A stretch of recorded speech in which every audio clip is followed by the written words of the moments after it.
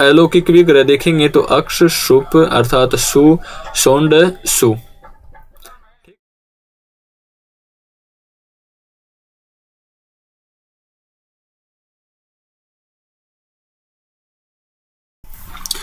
ओम नमस्ते जी। आज का हमारा विषय तत्पुरुष समास के कालः परिमाणिना नियम से प्रारंभ होने जा रहा है, जिसमें बताया है परिमेय वाची सुबंतों के साथ कालवाची शब्दों का समास होता है। किनका? कालवाची शब्दों का। किसके साथ? परिमेयवाची सुबंतों के साथ। ठीक है। अब हमारे पास उदाहरण है मास जात। मास जात क्या है? मास जात। यहाँ पर काल का द्योतक क्या है? मास। मास अर्थात महीना। ठीक है। तो लौकिक विग्रह देखेंगे तो मासो जातस्य, और अलौकिक विग्रह करेंगे तो मास सु जात गस। ठीक है। जातस्य में षष्ठी का एक वचन है और मासो प्रथमा का एक वचन है। तो यहाँ पर समास किस सूत्र से होगा? कालः परिमाणिना नियम से होगा। नियम और सूत्र दोनों एक ही चीज है। ठीक है। प्रातिपदिक संज्ञा किस सूत्र से करेंगे? कृतधित समासाश्च सूत्र से।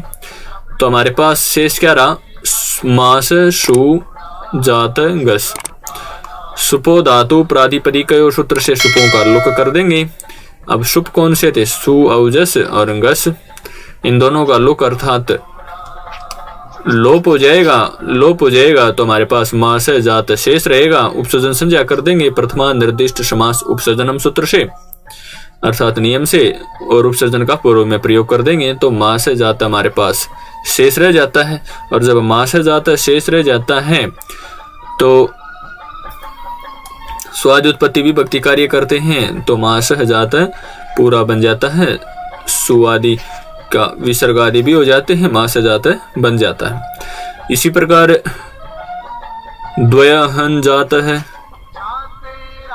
द्वयहन में लौकिक विग्रह द्वे अहनि जातस्य और अलौकिक विग्रह द्वि औ अहन औ जात गस, ये तीन आ जाते हैं। ठीक है।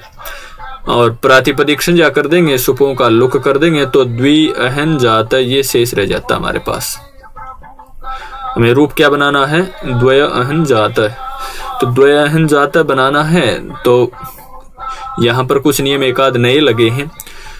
तो एक यण संधि की प्राप्ति हो रही है। इको यणची से यहाँ पर इक के स्थान पर यण हो जाएगा। तो यहाँ पर जो द्वि था ई और ए के स्थान पर यहाँ यह हो जाएगा। तो यहाँ द्वयहन बन गया, जाता हो गया। तदितार्थो उत्तर पद समारे च सूत्र से द्वि का अहन के साथ द्विगु समास भी हो गया। ठीक है। द्विगु समास होने के बाद एक नियम आता है राजा हस सखी भ्यस टच।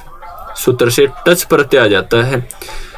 अब जब टच प्रत्यय आ जाएगा द्वय अहन टच और जाता हमारे पास जब शेष रहेगा, टच का हमारे पास क्या शेष रहेगा? च और ट की संज्ञा कर देंगे और शेष रहेगा ए। द्वय अहन जाता हमारे पास शेष रहेगा। च की तो हम अलंत्यम से कर देंगे और ट की हम छोटू से कर देंगे। अच्छा, ट वर्ग और च वर्ग की। ठीक है। तस्य लोप से संज्ञा करके लोप कर देंगे इस संज्ञक का। फिर एक नियम आता है अहनो अहन एतेभ्य। अहनो अहन क्या कहता है कि भाई अहन जहां पर है ना उसको अहन आ जाए, अर्थात जहां पर है को अलंत है वो ए के स्थान पर न को विसर्ग हो जाए। ठीक है। अब जब न को विसर्ग होगा तो हमारा रूप बन जाएगा। तो द्वयहन जात और द्वयन जात विसर्गादि कार्यों के स्वादि उत्पत्ति विभक्ति कार्य, तो हमारा रूप बन जाएगा। इसी के साथ हमारा अगला नियम आता है सप्तमी सोंडई। सप्तमी सोंडई क्या कहता है? अर्थात सप्तम्यंत पद का सोंड आदि शब्दों के साथ समास होता है। अब उदाहरण है अक्ष सोंड है हमारे पास उदाहरण है।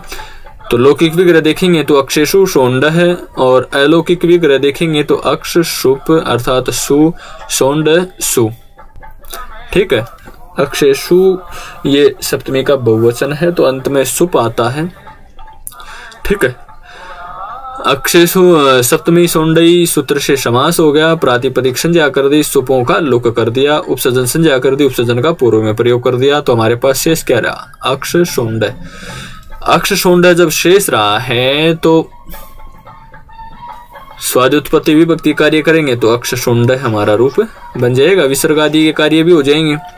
इसी प्रकार ईश्वराधीन, ईश्वराधीन में लौकिक विग्रह ईश्वरे अधि, अलौकिक विग्रह ईश्वरंगी अधि और सप्तमी सोंडई से समास, उपसर्जन संज्ञा, उपसर्जन का पूर्व में प्रयोग आदि करने के बाद हमारे पास शेष क्या रहता है? ईश्वर अधि।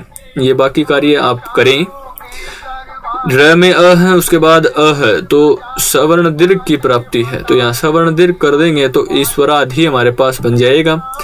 और इसी के साथ ईश्वराधि के साथ ही हमें होने के बाद एक नियम आता है अक्षरक्षा शितंग वलंकर्मा लम पुरुषा धयुत्तर वदात ख। इस सूत्र से, इस नियम से ख प्रत्यय हो जाएगा। अब जब ख प्रत्यय हो जाएगा तो ईश्वराधि ख हमारे पास शेष रहेगा। अब ख के स्थान पर इन आदेश की प्राप्ति है तो इन आदेश भी होगा। किस नियम से? आयने यीनी य फट खच छ घाम प्रत्यय दीनाम। नियम से क्या हो गया? ख के स्थान पर इन हो गया। अब जब इन हो जाएगा तो क्या होगा? पुनः फिर श्रवण दीर्घ की प्राप्ति है। ध में ई है और उसके बाद दीर्घ ई है। एक जगह हर्षव है और एक जगह दीर्घ है, तो इन दोनों को क्या हो जाएगा? दीर्घ ई हो जाएगा। तो ईश्वराधीन हमारा बन जाएगा स्वादुत्पत्ति विभक्ति कार्य करके। ठीक है ना? जब इतना हो जाएगा तो आगे नियम आते हैं सिद्ध शुष्क पक्व बंधस्य। इसके बारे में हम आपके साथ अगले वीडियो में चर्चा करेंगे। आज के लिए इतना ही। धन्यवाद, फिर मिलेंगे।